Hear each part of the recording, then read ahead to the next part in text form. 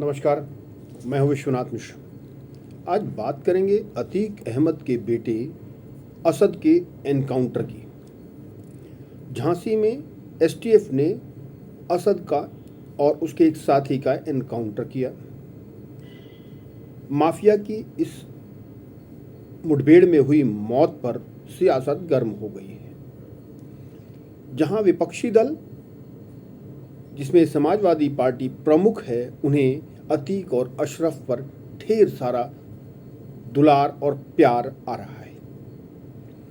दरअसल पूरा विपक्ष इस समय सरकार के ऊपर एक सवालिया निशान लगाने के बिल्कुल दौड़ में लगा हुआ है।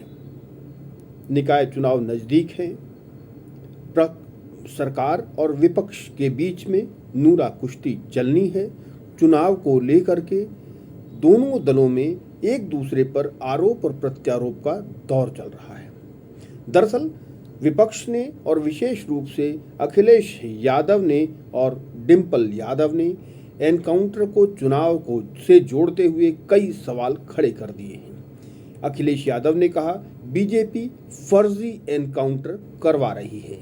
जिन अधिकारियों ने फर्जी एनकाउंटर का एक माहौल बनाया, ब्राह्मण माँ बेटी पर बुलडोजर चलाया, उनके खिलाफ क्यों नहीं एक्शन लिया गया? उन्हें क्यों नहीं मिट्टी में मिलाया गया? इस तरह का प्रश्न अखिलेश यादव ने उठाया।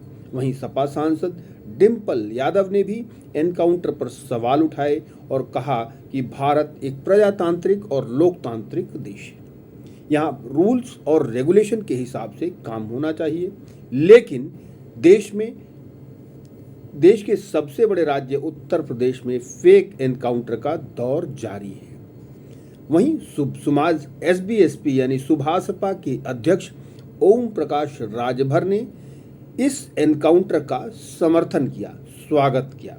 उन्होंने कहा, संविधान के दायरे में लोकतंत्र की रक्षा के लिए, न्याय के लिए जो भी कानून के तहत जो भी काम उत्तर प्रदेश की सरकार ने किया है, उसका स्वागत करते हैं। उन्होंने आरोप लगाया अखिलेश यादव पर कि वे केवल हमदर्दी जो दिखा रहे हैं मुसलमानों के प्रति, वो केवल और केवल वोट की राजनीति के लिए कर रहे हैं। मुस्लिम वोटों के लिए ही अखिलेश यादव इस तरह के बयान दे रहे हैं। इस तरह का आरोप एसबीएसपी चीफ ने अखिलेश यादव पर लगाया। दरअसल अखिलेश यादव और एसबीएसपी का चूंकि राजनीतिक तलाक विधानसभा चुनाव के बाद हो गया था, तो स्वाभाविक से उनके रिश्तों में तल्खी है। यानी कुल मिलाकर के नफा और नुकसान आरोप प्रत्यारोपों का आधार बन रहे हैं। उत्तर प्रदेश की राजनीति में गर्मी बढ़ गई है। माफिया और मुठभेड़ पर सियासत जारी है। उत्तर प्रदेश में फेक एनकाउंटर कह करके विपक्षी दल सरकार पर भरपूर आरोप लगा रहे हैं। सरकार के दबाव में अधिकारी हैं, इस तरह का आरोप अखिलेश यादव लगा रहे हैं। वहीं दानिश अली ने कहा कि देश में कानून का राज नहीं है। अब दरअसल सवाल ये उठता है कि ऐसे कुख्यात अपराधी जैसे असद को का हम लोगों ने वीडियो देखा, सारी दुनिया ने देखा, जिस तरह से उतर करके गाड़ी से उतरकर वो खुलेआम एक गवाह को गोलियों से भूनता है, साथ ही 2 पुलिस कर्मियों को भी मौत के घाट उतार देता है दिन दहाड़े। ऐसे व्यक्ति के साथ कितनी नरमी बरती जानी चाहिए, या उनसे ये कहना चाहिए, रुक जाओ भाई, आप तो बहुत अच्छे हो, हम आपको कानून के तहत ले चलेंगे और आप रुक जाओ, सरेंडर करो, और उससे हाथ पैर जोड़ते, निवेदन करते। इस बीच 2-4 अगर पुलिस वालों को और गिरा देता तो भी कोई बात नहीं। क्यों? क्योंकि विपक्षी दलों को आरोप लगाने का मौका न मिले इस तरह के लिए। क्या व्यवस्था ऐसे चलेगी? बहुत बड़ा सवाल है। क्या ऐसे कुख्यात अपराधियों के साथ सरकार को और पुलिस प्रशासन को क्या व्यवहार करना चाहिए? क्या हमें मजहबी रंग देकर इनको बढ़ाते रहना चाहिए, जिस प्रकार 4 दशक तक अतीक अहमद ने अपना साम्राज्य, अपराध का साम्राज्य निर्बाध तरीके से चलाया। जिस प्रकार अतीक अहमद का मुकदमा सुनने से हाई कोर्ट के जजेस भी हाथ पीछे खींच लेते थे, हाथ उठा देते थे, रिक्यूज कर जाते थे।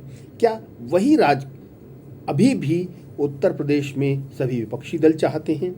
दरअसल सत्ता का संरक्षण अपराध के बढ़ने का सबसे बड़ा कारण होता है। आप याद कर सकते हैं कि समाजवादी पार्टी के शासनकाल में किस तरह अतीक यादव का सम्मान होता था और समाजवादी पार्टी के टिकट पर कई बार वो विधायक बना और सांसद बना। राजू पाल की हत्या का मूल कारण भी उसके द्वारा, अतीक द्वारा खाली की गई विधानसभा सीट पर राजू पाल का जीत जाना, यानी राजू पाल ने उसकी छोड़ी हुई सीट पर विजय जीत का दर्ज कर दी थी।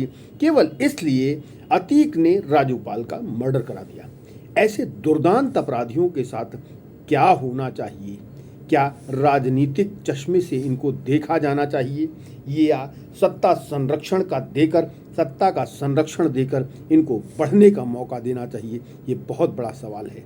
आज कम से कम चुनाव के सापेक्ष इन चीज़ों को देखने की ज़रूरत है। आम जनता इस पर किस तरह का प्रतिक्रिया देगी, या यूं कह लें कि क्या निकाय चुनाव इन आरोपों पर एक मुहर होगा? ये बड़ा सवाल है। आज के लिए इतना ही, दीजिए इजाज़त, नमस्कार। यदि आपको ये चर्चा पसंद आई हो तो कृपया लाइक का बटन दबा दें, कृपया हमारे चैनल को सब्सक्राइब करें और अपने कमेंट्स कमेंट बॉक्स में ज़रूर दें। धन्यवाद।